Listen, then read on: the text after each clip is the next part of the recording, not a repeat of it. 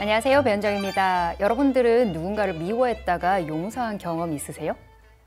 이번에는 미움과 용서에 대한 이야기를 나눠볼게요.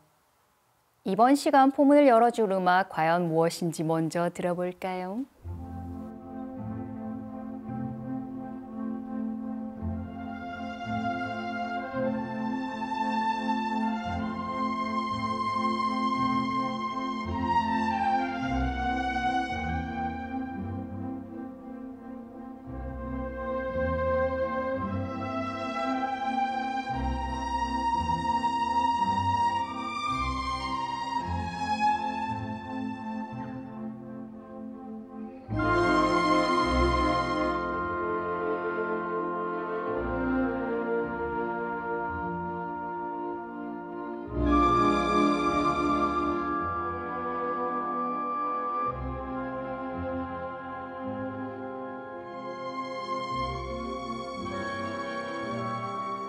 여러분은 자녀가 신동이라는 것을 알았다면, 그것도 세기에 한번 나올까 말까한 천재가 내 아들이라면 여러분들은 어떻게 하실까요? 아마 너무 설레고 행복하시겠죠. 음악계에서 가장 위대한 천재, 그리고 신동이라는 수식어가 하면 빠질 수 없는 게 바로 볼프강 아마데우스 모차르트라는 작곡가죠. 모차르트의 아버지 레오폴드 모차르트 또한 모차르트의 이런 신동적인 면을 일찍 발견하게 돼요. 왜? 그도 음악을 했던 사람이었거든요. 그리고 그는 아들을 데리고 귀족 그리고 궁정 전 유럽을 돌면서 연주를 하게 돼요. 하지만 모차르트가 언제까지나 어릴 순 없잖아요. 그리고 모차르트가 이렇게 신동으로 주목받던 시기도 다 지나가 버리게 되죠. 어린 시절 그렇게 아들을 데리고 세계 투어를 다녔던 아버지 또한 이제 성이 된 모차르트가 월급 따박따박 받는 안정적인 직장을 가지기를 아버지도 원하게 되죠. 예나 지금이나 부모님들은 거의 비슷한 것 같죠? 결국 모차르트는 오스트리아 주교가 관장하는 곳에서 음악을 하게 돼요. 하지만 모차르트는 이곳에 있는 것을 굉장히 답답하게 생각합니다. 대우도 형편없었고 내가 원하는 음악을 마음껏 작곡할 수도 없었고, 그래서 모차르트는 아버지에게 아버지, 저 여기서 더 이상 근무하고 싶지 않아요. 저 여기 나갈 거예요. 라고 얘기를 하는데 모차르트 아버지께서는 격렬하게 반대를 하셔요. 네가 나가서 무슨 돈을 벌겠다는 거니? 세상이 그렇게 호락호락한 줄 아니? 여기서 그냥 주교가 주는 월급 따박따박 받으면서 주교한테 잘 보이면서 그렇게 살아. 라고 얘기를 하죠. 하지만 모차르트는 못 견뎌요. 그리고 모차르트의 그런 행동 때문에 결국 주교가 모차르트를 너 나가 해서 자르게 되죠. 그렇게 모차르트는 프리랜서 작곡가가 됩니다. 그런데다가 모차르트는 사실 자신이 좋아하는 여인이 있었거든요. 그런데 그 여인과 결혼을 못하게 되면서 약간 꿩 대신 닭처럼 그녀의 동생 콘스탄체랑 결혼을 하게 돼요. 아버님은 이 부분도 상당히 마음에 들지 않았어요. 사실 천재 모차르트를 알리기 위해서 온 집안 사람들이 전 재산을 쏟아부어서 이 아이에게 많은 투자를 했는데, 내가 원하는 직장에 들어가라 해도 뛰쳐나와, 내가 원하는 며느리랑 결혼하라고 해도 싫고 자기가 원하는 이상한 며느리랑 결혼해서 그 며느리도 마음에 들지 않고, 이렇게 여러모로 이 아버지와 아들의 골은 깊어져만 갔어요. 그렇지만 모차르트는 스스로 노력해서 자신의 힘으로 아주 성공하게 된답니다. 그리고 이렇게 자신이 당당해졌을 때 아버지를 초대해서 연주회를 열게 돼요. 아버지는 아들이 여는 연주회에 참석했다가 그 유명한 하이든 선생님을 만나게 되죠. 그리고 하이든은 모차르트의 아버지 레오폴트에게 이렇게 얘기합니다. 아버님, 당신의 아들은 천재예요. 제가 인정합니다. 라는 얘기를 해주고, 모차르트의 아버지는 어깨가 들썩들썩해지는 그런 마음이 들죠. 아이고, 우리 아들 잘하고 있구나 라는 생각과 함께요. 그리고 콘스탄체도 참 못난 며느리라고 생각했는데 생각보다 싹싹한 아가씨였네 라는 것을 그곳에 오면서 콘스탄체의 대접을 받으면서 알게 돼요. 그런 상황에서 모차르트와 부자 사이를 원래의 그 따뜻한 사이로 돌릴 수 있는 결정적인 한 방을 날리는데요. 그게 바로 음악이었고 그 작품이 바로 모차르트의 피아노 협주곡 21번 2악장입니다. 아버님은 이 음악을 듣다가 갑자기 눈물을 흘리시게 돼요. 사실 레오폴드 모차르트는 원래 작곡가였거든요. 그래서 많은 곡을 작곡했는데 자신의 아들이 연주하고 있는 이 곡이 자신이 예전에 썼던 피아노 소나타의 한 부분을 오마주 기법으로 연주하고 있는 모습을 보게 되는 거죠.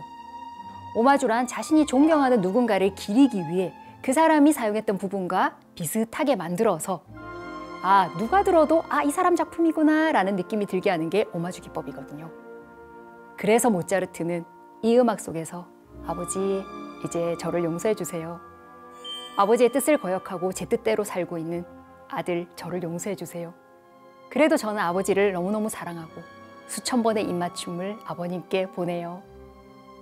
라는 그 마음을 아버지였던 레오폴드 모차르트가 그대로 느끼시고 이 음악을 들으면서 눈물을 흘리셨던 거죠.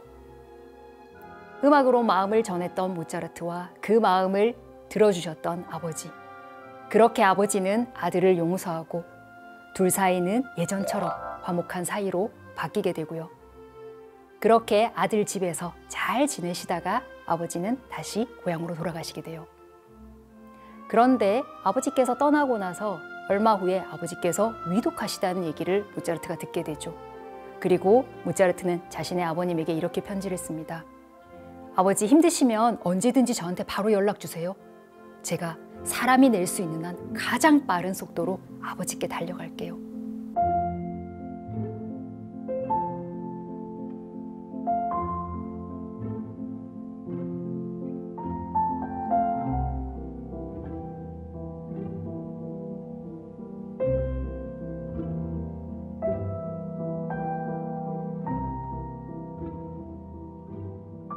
이렇게 편지를 썼던 모차르트의 기대와 달리 아버님은 얼마 후 세상을 떠나시게 돼요. 서로를 원망했던 두 부자가 아름다운 음악으로 서로가 서로를 마음으로 용서해주는 이 음악, 가장 멋진 용서의 시간이라는 생각 들지 않으세요?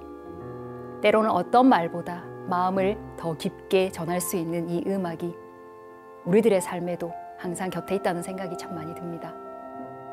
여러분도 이 곡을 다시 한번 들어보시게 되면 그때 모차르트가 어떤 마음으로 아버지께 용서를 구한 마음이 있었는지 그대로 아마 느껴지실 거예요.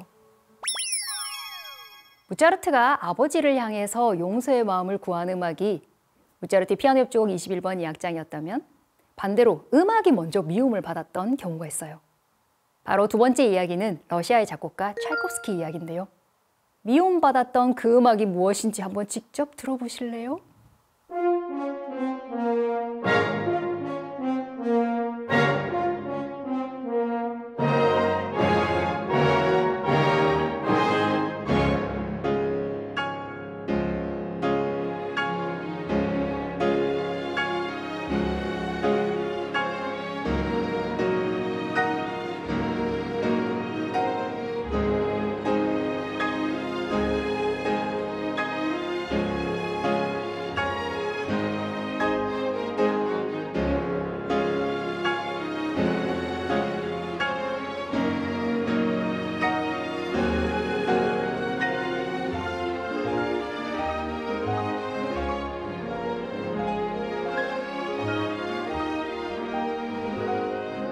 여러분이 들어보셨을 때 이걸 왜 미워하지라는 생각 드시지 않나요? 지금 너무 유명한 곡이니까.